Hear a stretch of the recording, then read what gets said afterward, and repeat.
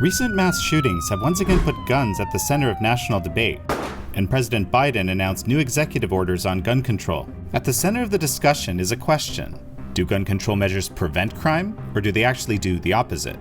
To understand what the data says, I decided to sit down with John Lott, who has studied the impact of gun control measures for decades.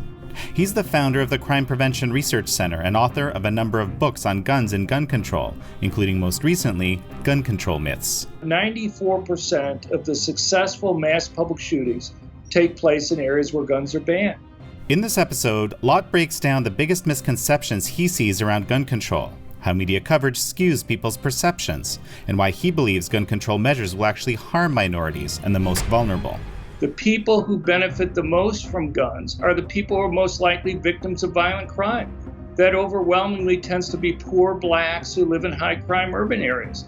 This is American Thought Leaders, and I'm Jan Jekielek. John Lott, such a pleasure to have you on American Thought Leaders.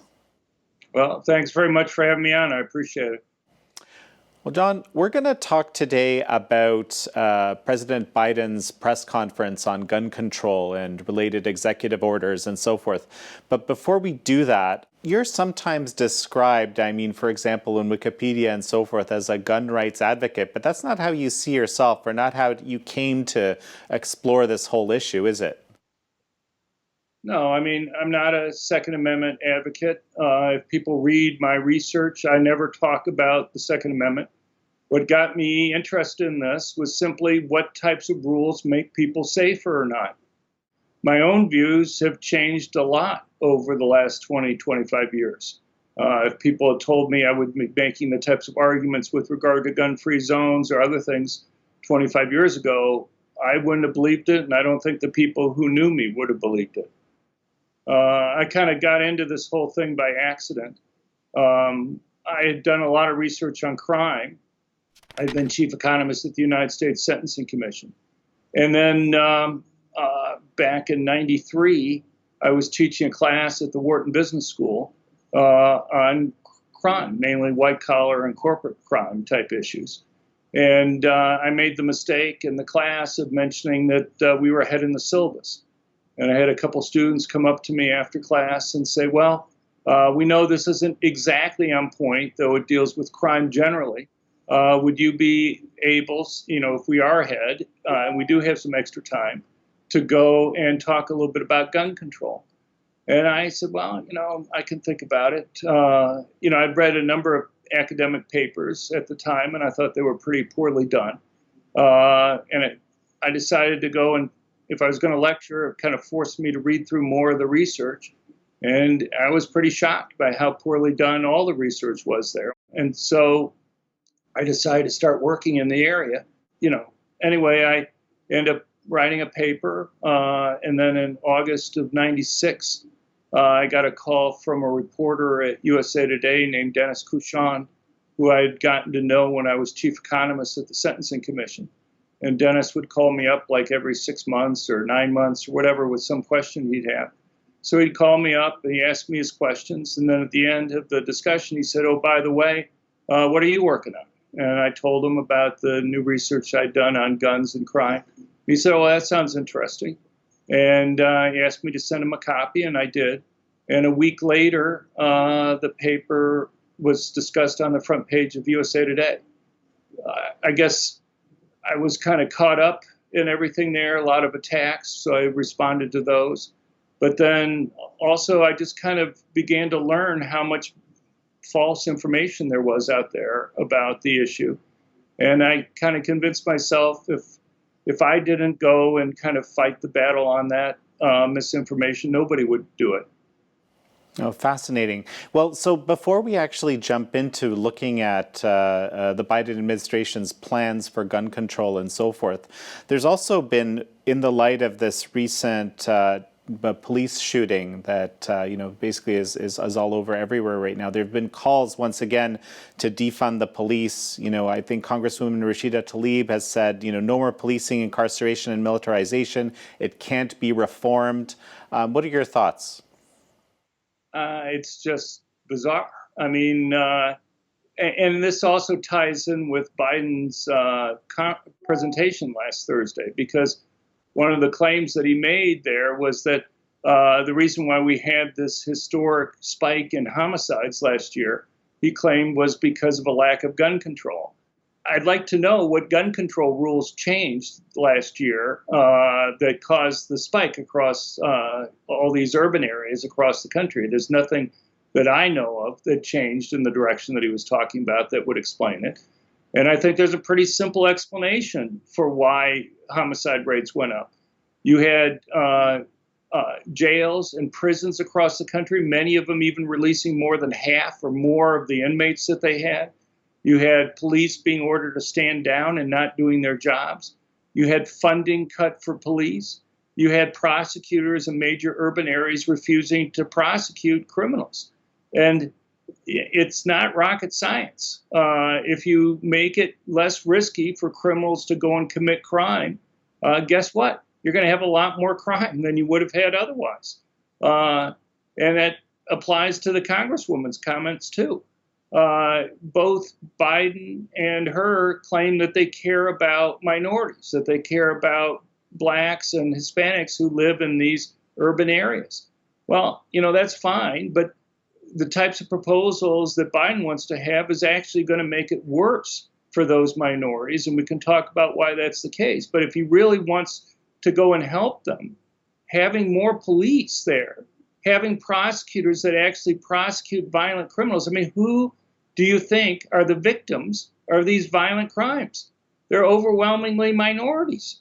And so, you want to make it costly. You want to make it risky for criminals to go and commit crimes against those minorities. So you have the riots that are occurring right now in Minneapolis again. Where are the businesses being destroyed? They're being destroyed in heavily minority areas. Some of those businesses are owned by minorities. Who do you think works in those businesses?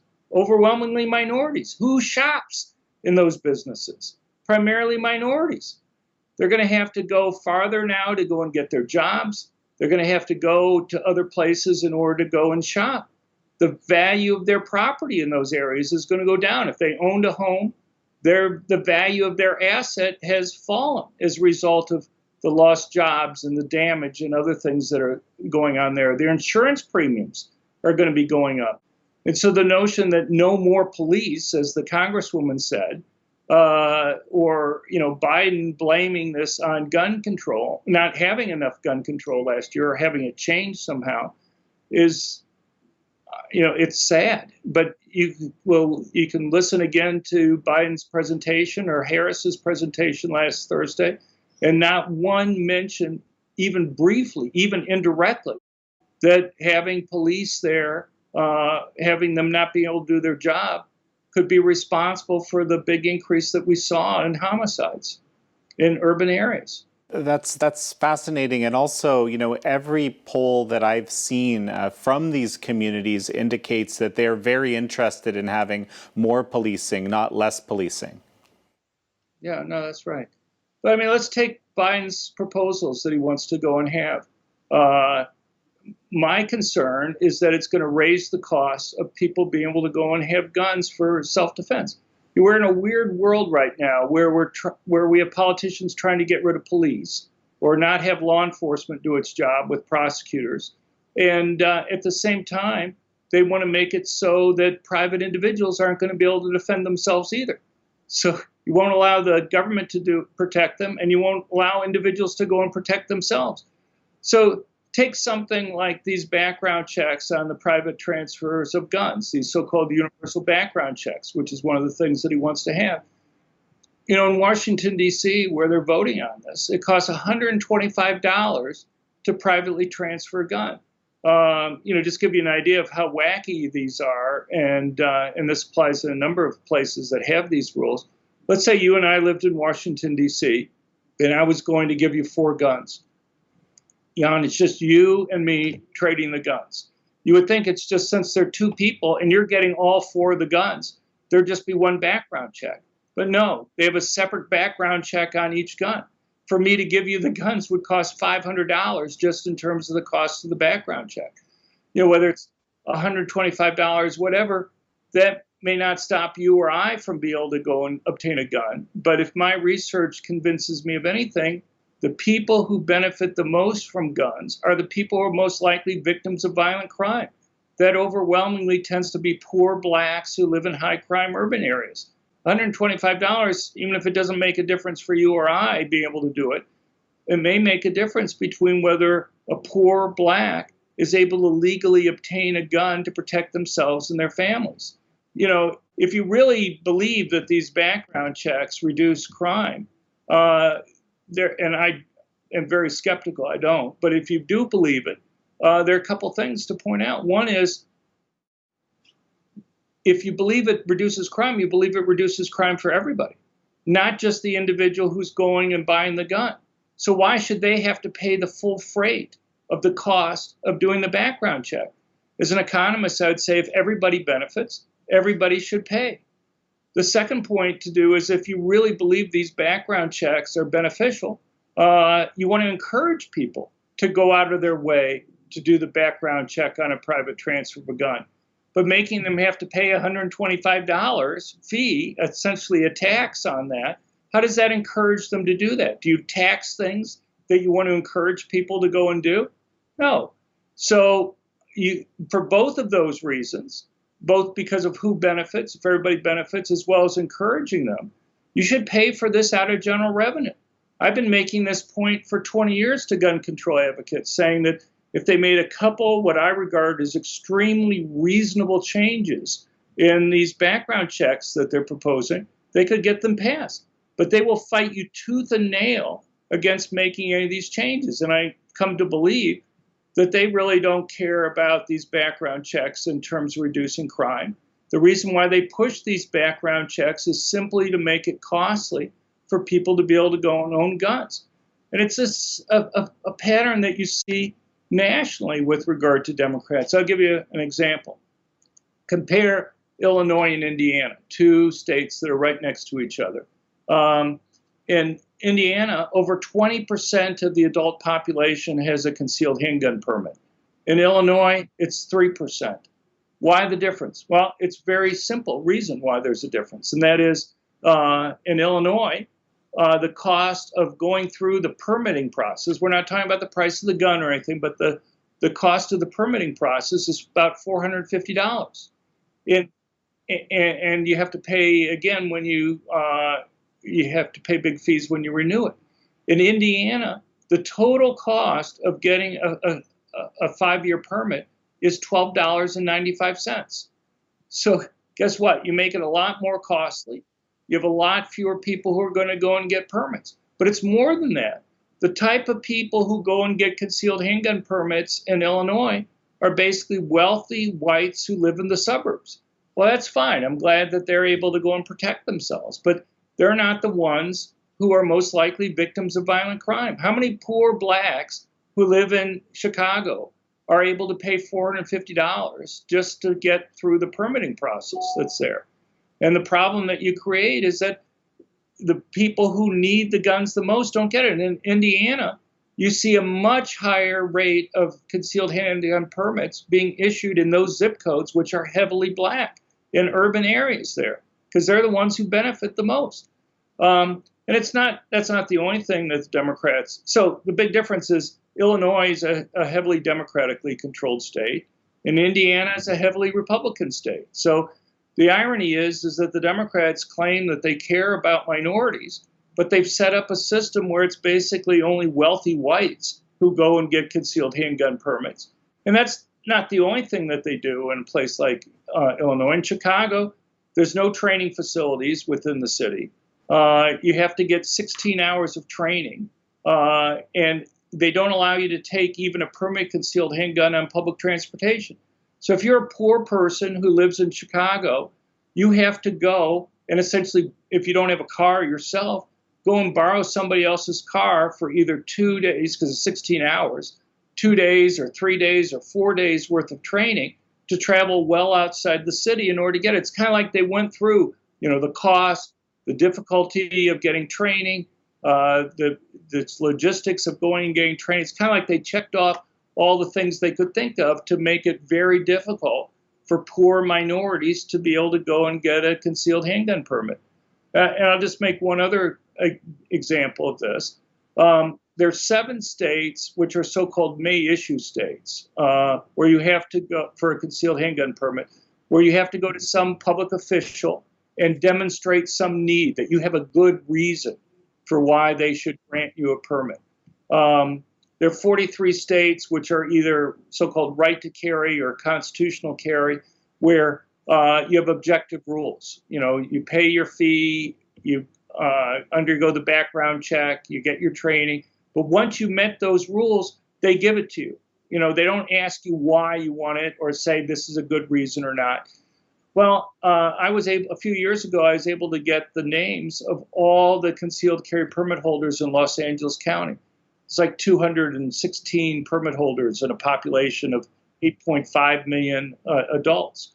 But you go through the list, only 7% of the permit holders in Los Angeles County are women. Nationwide, it's about 30%. Only 6.5% of permit holders are Black. Nationwide, it's almost 14%. Only 6% of the permit holders in Los Angeles County are Hispanic. 54% of the population in Los Angeles County is Hispanic. So is it only women in the rest of the country get stalked, that women in Los Angeles don't get stalked or threatened? They don't have to worry about crime in Los Angeles?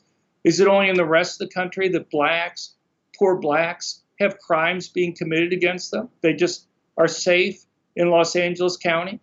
I mean, it's bizarre to think about these things. And yet, somehow, when the Democrats have control of the process and they get to decide whether or not somebody has a good reason or not, the only people that they let have, quote, good reasons for getting a concealed handgun permit are basically very wealthy, very politically connected white males.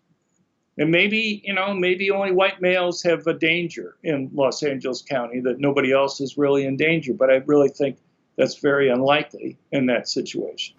Well, these are really, fascinating statistics, John.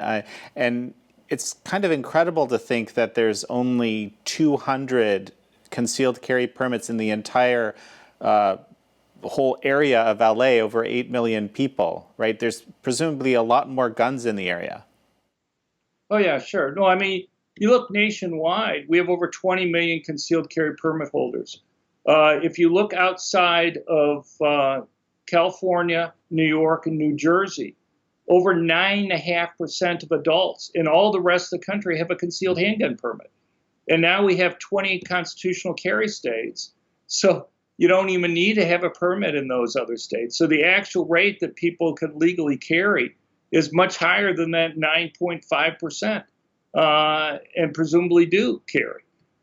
So you can see how unusual kind of the media capitals are, with Washington, D.C., New York City, California. The people who kind of do the media kind of live in their own little tiny bubble that's dramatically different than the rest of the country. I mean, they may be fearful of, somebody next to them in a grocery store or a restaurant having a permitted concealed handgun. But if you're in Pennsylvania, there's like 1.4 million concealed carry permit holders. In Texas, there's like 1.6 million. In Florida, there's like 2.2 million concealed carry permit holders. You go to a restaurant, you go to a grocery store, you go to a movie theater, the probability that somebody next to you is carrying a permitted concealed handgun is extremely high. And yet people go about their business all the time in those places. But if you go and you try to tell somebody in Los Angeles or New York what it's like to be in, Atlanta or in Miami or in Dallas or Houston, they probably won't believe you that that's the case. What is the impact of in these states where there is a lot of concealed carry, from what you've seen? Well, I think it makes people safer. I think you can make it risky for criminals to commit crime, as we talked about, with higher arrest rates, higher conviction rates, longer prison sentences, the death penalty. But you can also make it riskier for criminals to go and commit crime by allowing victims to be able to go and defend themselves. When I was chief economist at the United States Sentencing Commission, I must have read more than 1,000 trial transcripts for criminal cases. And, you can't read these things without coming away with the fact that criminals are like everybody else. If you make something riskier, if you make something more difficult, they're less likely to do it. So a lot of these cases, you'd have a couple robbers, and the government would get one robber to turn state's evidence against the other robber and testify against him in some type of plea deal. And they'd ask him the same questions all the time. They'd say, why did you go and pick this particular victim? And the guy will say, well, we talked about going after the drug dealer down the street, but, he has a lot of guns and it'd be really crazy to go after him. And we talked about maybe going after cab drivers, but a lot of the cab drivers have guns, and we really didn't want to go after that.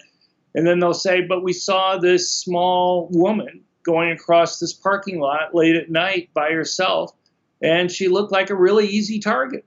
And so they went after her.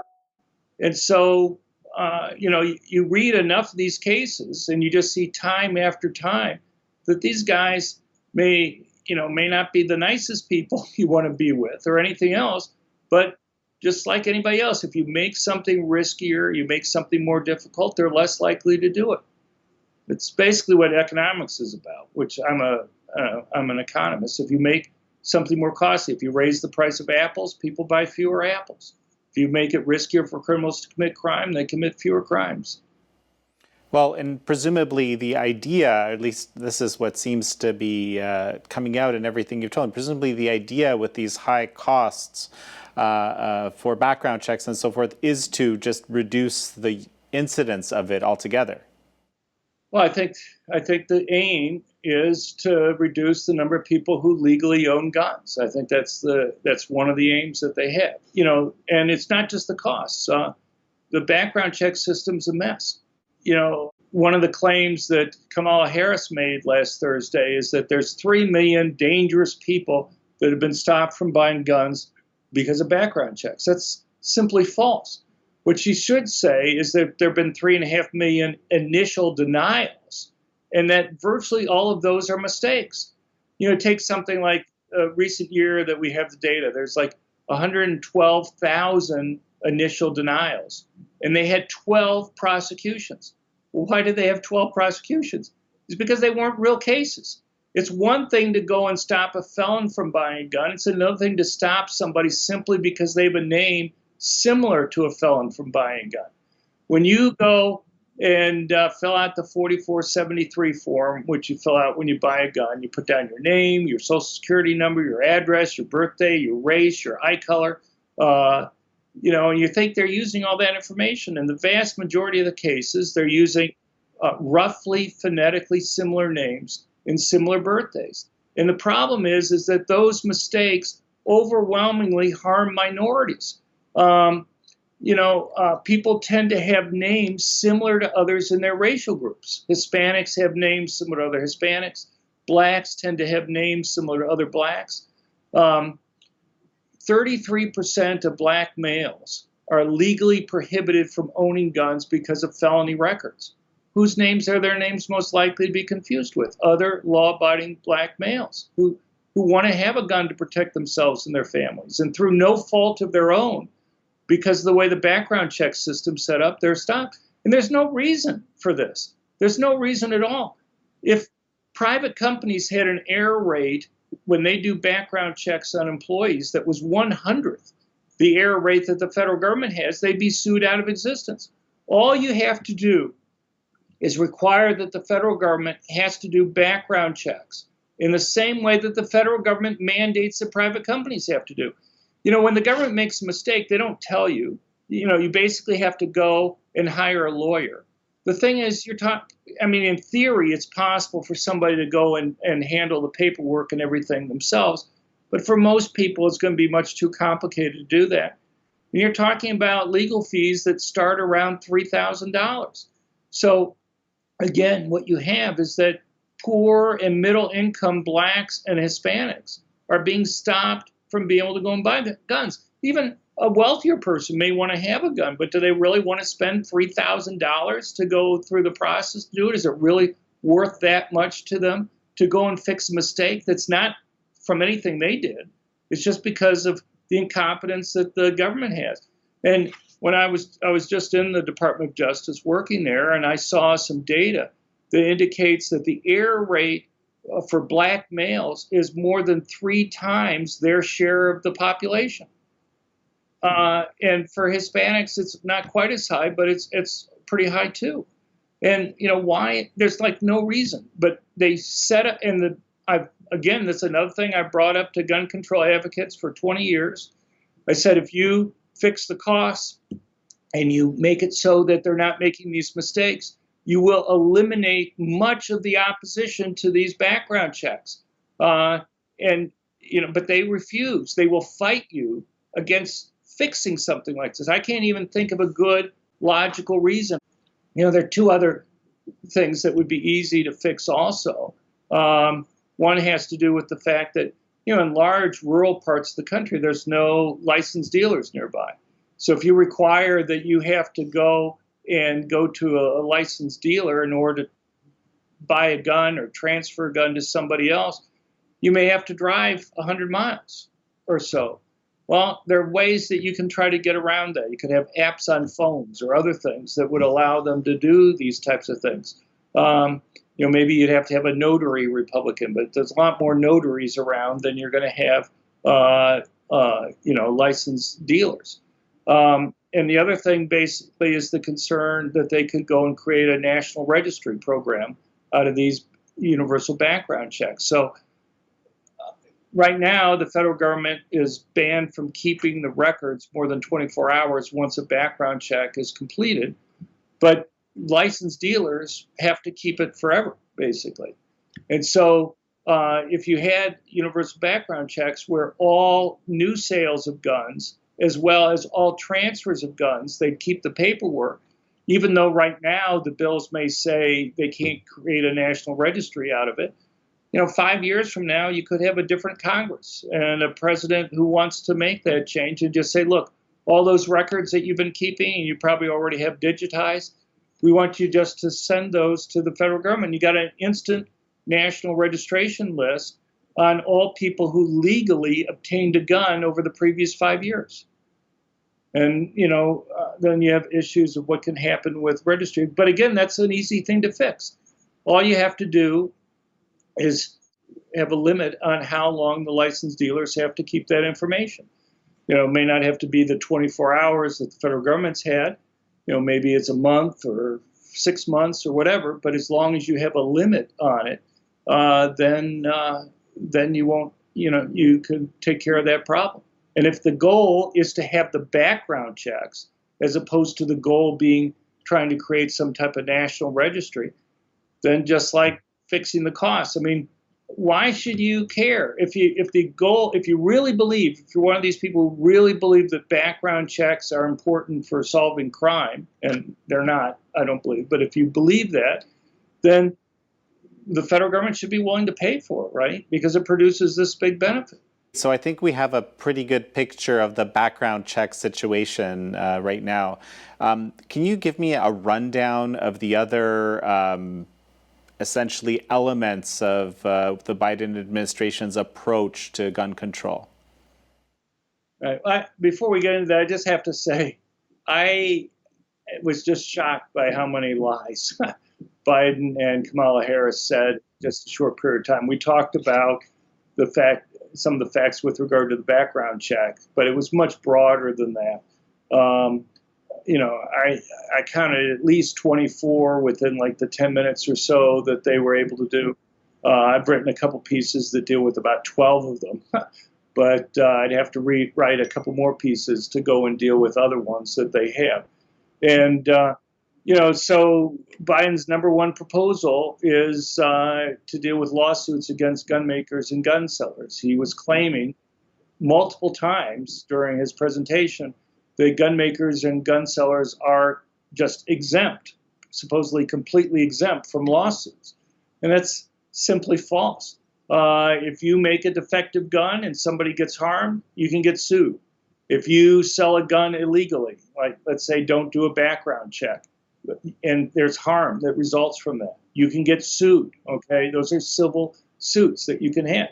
What what they're protected by right now is the notion that if you sell a gun, you do the background check, and let's say somebody accidentally shoots the gun or commits a crime with the gun, you're not legally liable for that.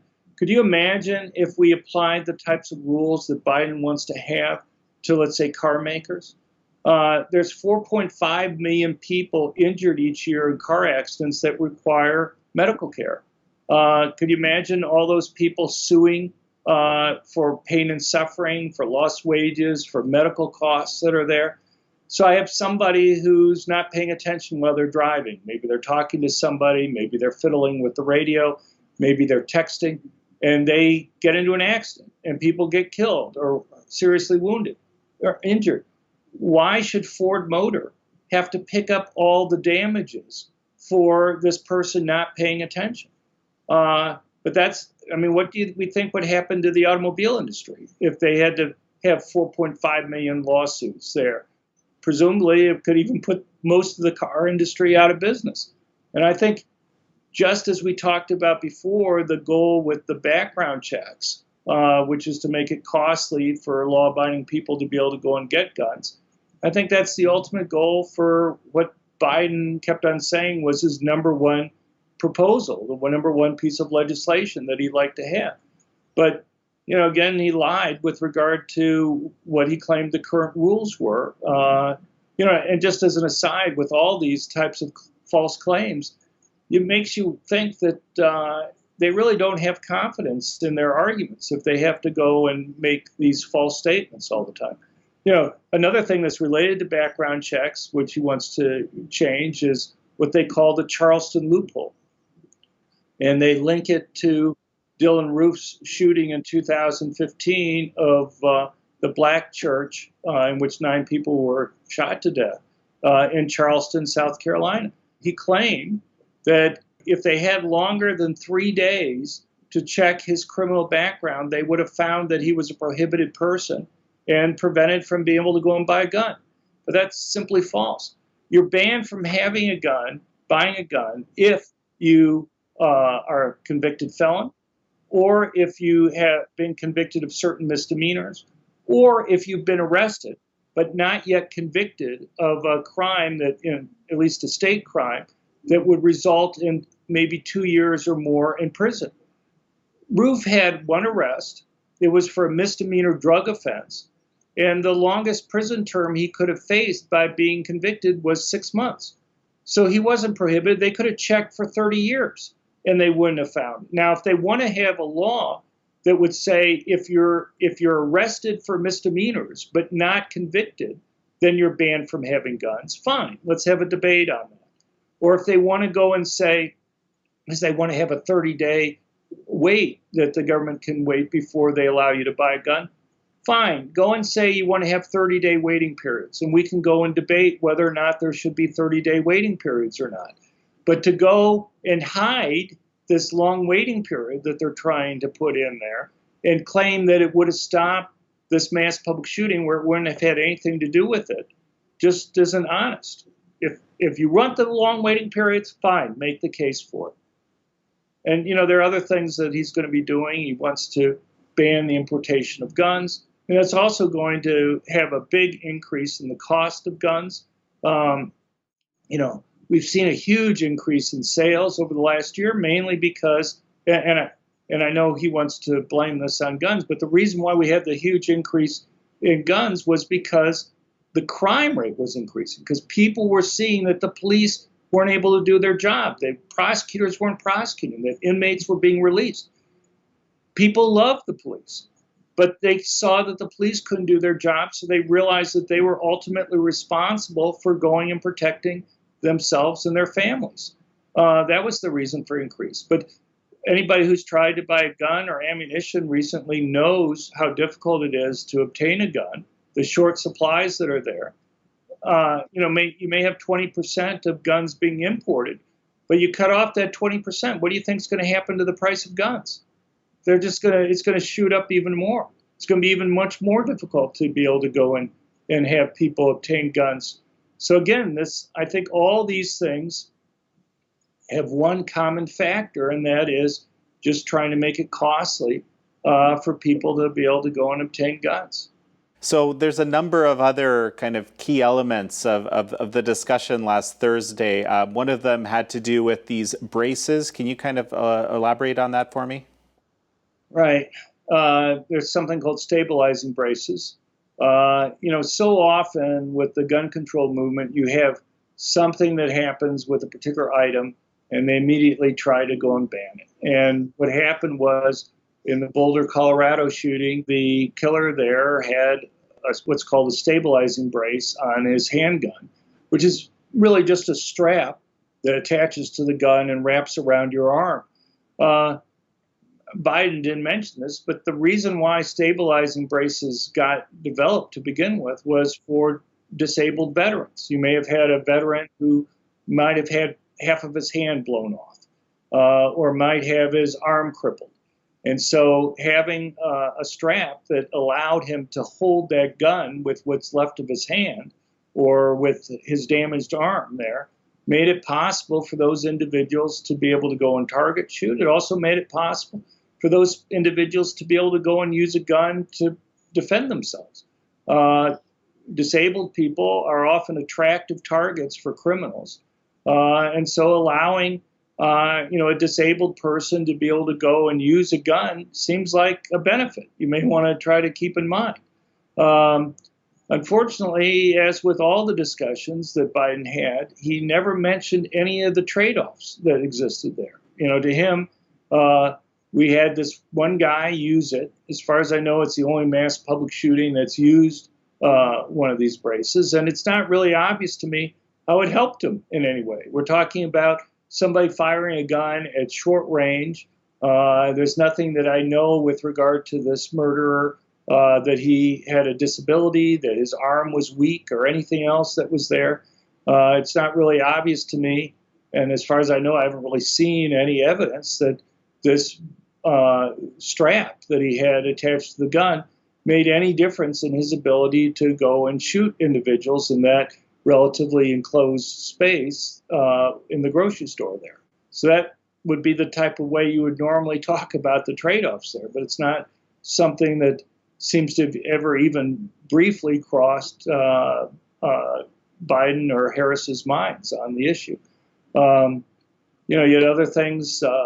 One thing that he also wanted to push very hard and wanted the Department of Justice to put together model legislation for were these red flag laws.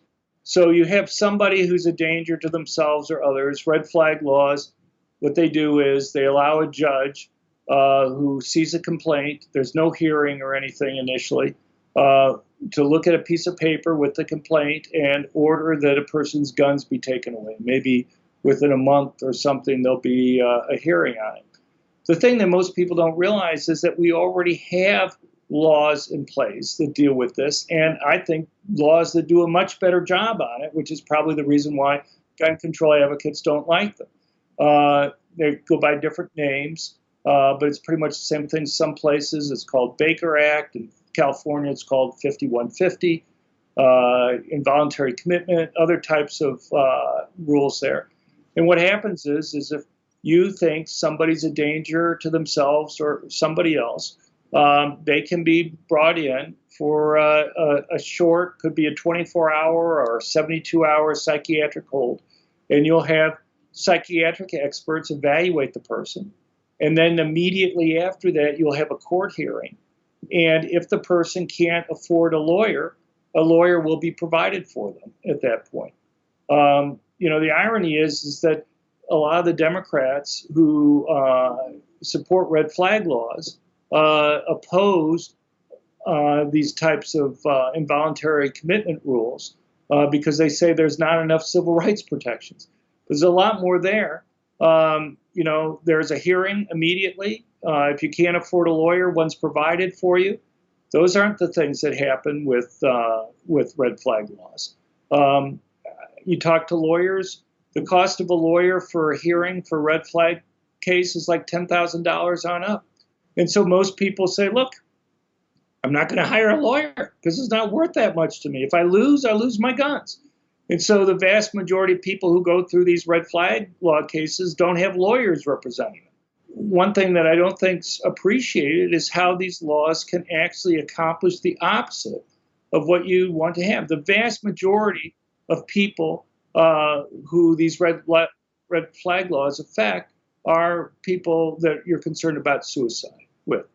And so, the only thing, again, that happens with the red flag law is your gun's taken away. If I really believe somebody's suicidal, if I really believe that they're a danger to themselves, is simply just taking away their gun the solution for making sure they don't commit suicide? There's so many ways for people to go and commit suicide that's just not very realistic. Well, this is, frankly, this is incredibly fascinating, and thinking about these things from a very different perspective than you often hear, John. So I appreciate that immensely. The other thing that just jumps to my mind from that press conference is this topic of ghost guns. I wonder if you have any thoughts on that. Ghost guns are basically guns that people make on their own.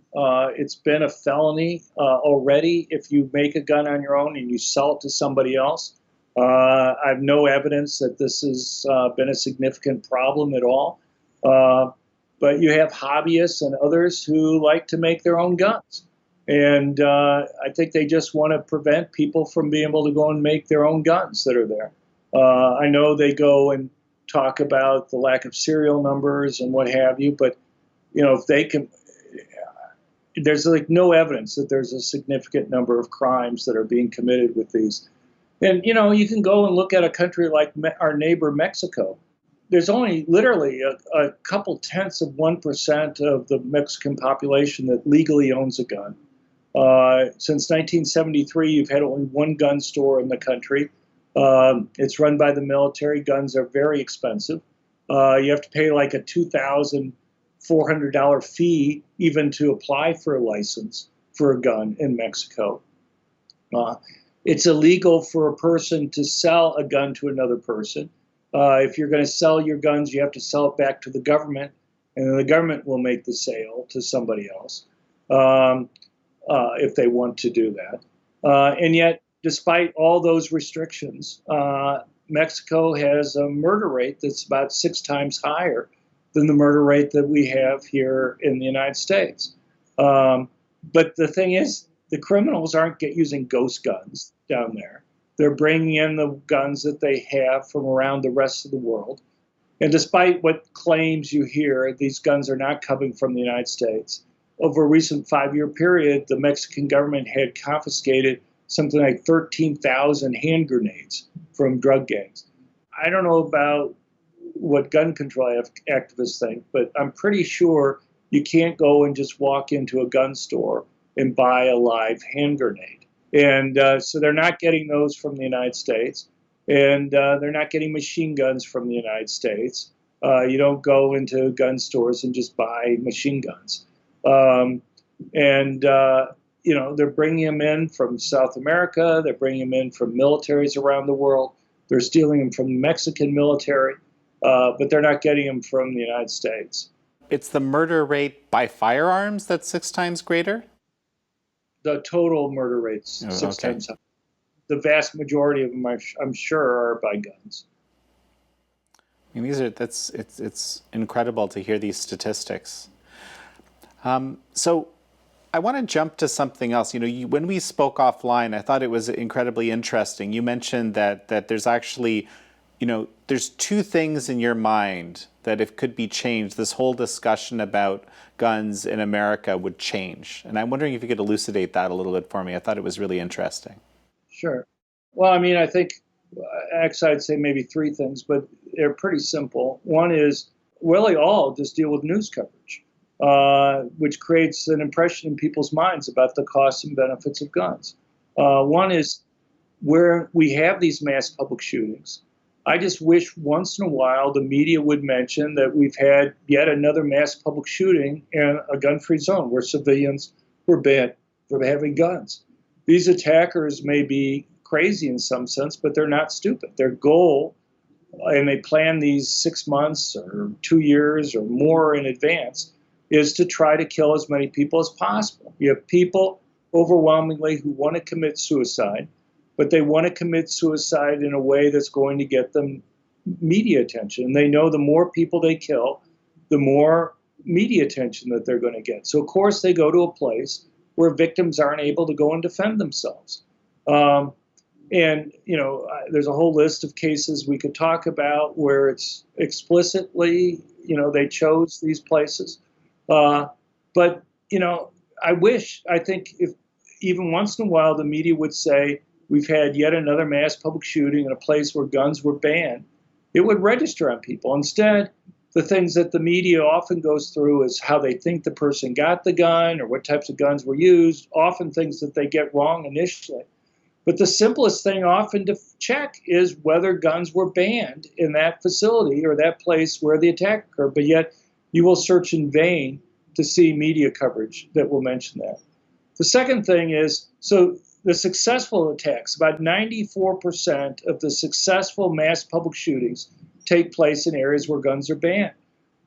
We have a number of unsuccessful attacks, and where those occur are in places where guns aren't banned. On our website at crimeresearch.org, crimeresearch.org for the Crime Prevention Research Center, we have a list of literally dozens of cases in the last few years where what police say would have been a mass public shooting was stopped because someone with a permanent concealed handgun was right there at the scene and able to go and stop it from occurring.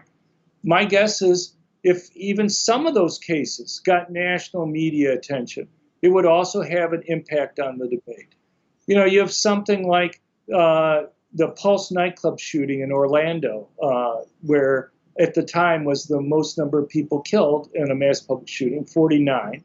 Within about a week afterwards, there was a similar attack at a nightclub in South Carolina. There's one big difference, though. Florida is one of 10 states that ban permitted concealed handguns and establishments that got more than 50% of their revenue from alcohol. South Carolina was one of the 40 states that allowed people to carry in those types of places. So the attacker in South Carolina had shot 3 people, was shooting at a 4th person when a person pulled out his permanent concealed handgun and seriously wounded the attacker. You would think we just had this huge attack at a nightclub in Florida that was still getting attention a week later.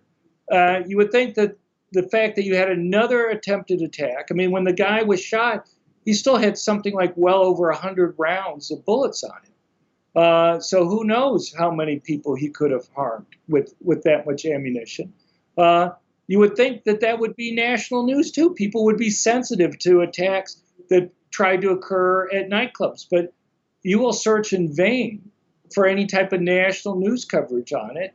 I think because it didn't end up the way, it didn't fit the template that the media was looking for. You look at something like the Parkland school shooting. I guess about five or 6 months later in Florida, not very far away, there was another attack at a school gathering for starting the school year there. It was for elementary school. You had literally hundreds of students that were there in a park, as well as their parents and teachers. And a man came up, started firing his gun, but he was quickly stopped by a concealed carry permit holder. A vendor there had his gun with him and was able to seriously wound the attacker.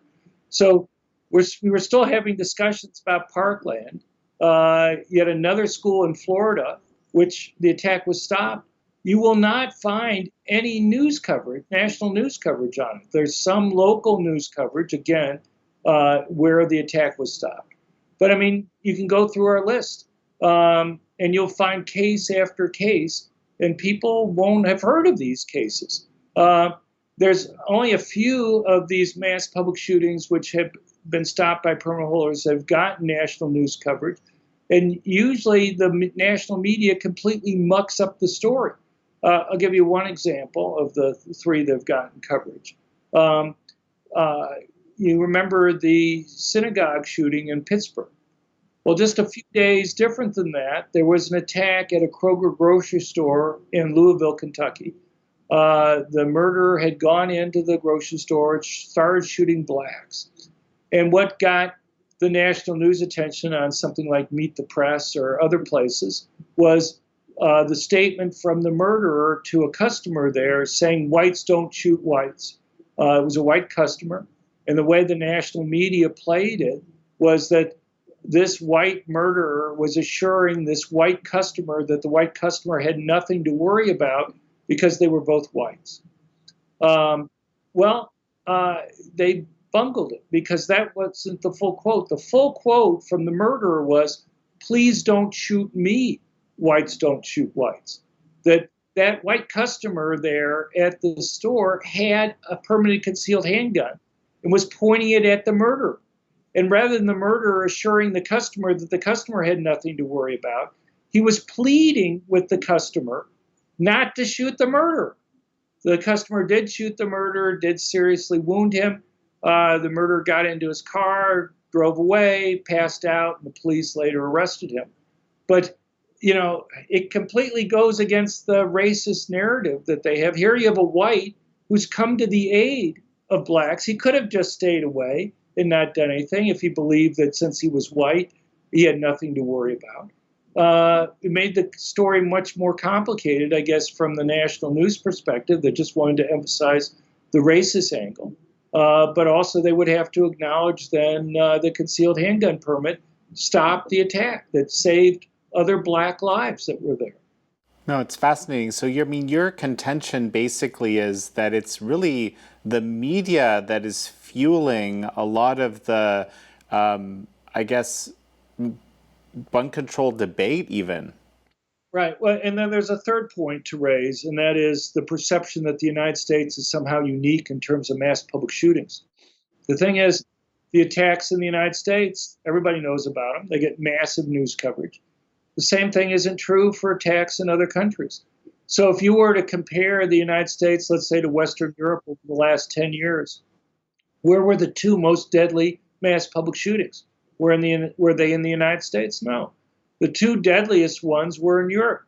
You had in November 2015 the concert shooting in Paris, France, where 130 people were murdered. In July 2011, you had the Norway attack that was there. If you ignore the bombing deaths, you had 67 people that were murdered by shooting. Both of those are significantly more than any of the mass public shootings in the United States. France has had lots of other mass public shootings. If you look at just 2015 alone, France had more casualties from mass public shootings in 1 year, 2015, than the United States, a country with 5 times the population of France, had in the entire 8 years of the Obama presidency. The fatality rate or casualty rate was much, much, much higher in France than it is in the United States.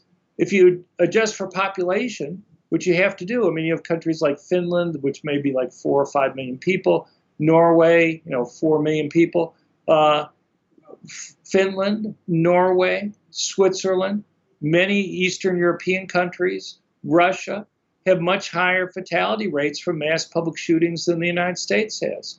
But people wouldn't know that. We hear something like the mosque shooting in New Zealand, but who would know that within 24 hours of that, there was a big public school shooting in Brazil, or there was a mass public shooting in the Netherlands. They may get some small mention in the back of newspapers, but Biden's statement last Thursday that the United States, is somehow unique in terms of these mass public shootings is simply false. It's not even remotely close to being true. The United States makes up about 4.6% of the world population. We make up about 1% of the mass public shooters in the world. So we're way, way below the world average. You get outside of Europe, not only are there many countries in Europe which higher rates than the United States, but you get outside of Europe and it's much higher. No, and that's fascinating too, because, often you'll hear about the example of Japan, right, where guns are basically banned, crime is low, there are not many mass shootings that I'm aware of anyway, but that doesn't necessarily show the whole picture globally. There's a simple point that I make when I talk to people, and that is, can you name me one place in the world, any place in the world, that's banned either all guns or all handguns and seen murder rates go down? I can't find a place. I'm talking about a place where we have crime data both before and after the ban there. People know places like Washington, D.C. and Chicago, where we had handgun bans, and we had significant increases in murder rates and violent crime rates after the bans went into effect. Usually gun control advocates will say, well, those aren't fair comparisons, because unless you can ban guns every place, a ban won't work, because they can still get guns from the rest of Illinois, or they can get them from Indiana or Maryland, Virginia. And I suppose my response to that was, well, it would have been nice if you told people beforehand that you didn't think the ban was going to work. But beyond that, you can look around the world. There are whole countries that have banned guns. There's island nations that have banned guns, which you think would be kind of the ideal experiment from their point of view, that have seen significant, huge increases in murder rates immediately after the bans go into place. You think out of randomness, you could find one place, some place in the world that's either banned all guns or all handguns and see murder rates at least stay the same. But you can't find them either staying the same or dropping. They go up, and often by very large amounts after the ban has been in place. Japan's pretty much had the same gun control laws from like the 1700s. So we really don't have crime data before that. All I can say is, as far as we know, as far back as we can go, Japan's always had an extremely low murder rate. And it's something to do, I think, with island nations or whatever, because you generally see they normally have fairly low crime rates. There's not one place where we have crime data both before and after a ban that people can point to where it's either stayed the same or fallen. It's gone up often by 3, 4, 5, even 7 or 8-fold increases in murder rates after the ban's been put in place. As we finish up, I guess based on all the data that you've crunched through, and it's obviously considerable here, what does your organization advocate for as a way to achieve basically a safer society with respect to gun crime and beyond? The Crime Prevention Research Center is a group of academics. I've been an academic myself most of my life. And, we try to look at data. And so the big thing is to try to make it risky or costly for criminals to commit crime. Higher arrest rates, higher conviction rates, longer prison sentences, I think are important things. Now, there's costs and benefits. But I think police, if my research at least indicates to me that police are the single most important factor for reducing crime. But I think the police themselves understand that they virtually always arrive on the crime scene after the crimes occurred. And that raises the question, what should people do when they're having to confront a criminal by themselves? And my research convinces me that there's two groups of people who benefit the most from owning guns. And I would generally say they're the most vulnerable people in our society. They're people who are relatively weaker physically, women and the elderly, and people who are most likely victims of violent crime, poor blacks who live in high crime urban areas. With regard to women and the elderly, you're almost always talking about young males doing the attacks. And when you're having a man attacking a woman, there's a larger strength difference that exists there than a man attacking another man. And the presence of a gun represents a much bigger relative change in a woman's ability to go and resist an attack than it does for a man. It'd be great if the police were there all the time, but unfortunately, they're not able to. We have like 680,000 police officers in the country, sworn law enforcement officers. You may have 250,000 or 300,000 maximum on duty at any particular time. You have a country of 330 million people. And so the question becomes, what should people do when they're having to confront a criminal? And having a gun turns out to be by far the safest course of action. And There's a lot of misinformation out there on things like accidental deaths involving guns or suicides. Obviously, people can go and look up the data themselves. You look at something like the CDC numbers for accidental gun deaths involving children. For children under age 10, you're talking about 30-some accidental gun deaths a year over the last 10 years or so. And if you break those numbers down, and I've done this in the past in one of my books, what you find is about 2/3 of those are gunshots fired by adult males, usually in their mid to late 20s, who are either drug addicts or alcoholics and have violent criminal histories. It's already illegal, probably for most of those guys, to own a gun to begin with. So if you're talking about cases where a child gets a hold of a gun and accidentally shoots another child, you're talking about cases that are about as rare as lightning strikes killing those types of kids. Is it something that you should be careful about? Sure. You tell kids not to go into an open field during a lightning storm holding an umbrella above their head. There's certain common sense things that you go and do. But there are a lot of things that represent much greater risks for kids. But you would never know that from listening to the news. When I wrote my book, The Bias Against Guns, after I wrote it, I noticed I had like 10 stories where young children had used guns to stop crime. And I started looking into it more, and I would notice that those stories just didn't get picked up by other newspapers. There was one reporter, and so I called up the reporters. There was one reporter from South Bend, Indiana, that I talked to, for example. She had done a story on a cab driver being killed. And I called her up and I said, in many years, being a cab driver is the most dangerous occupation in the United States because of crime.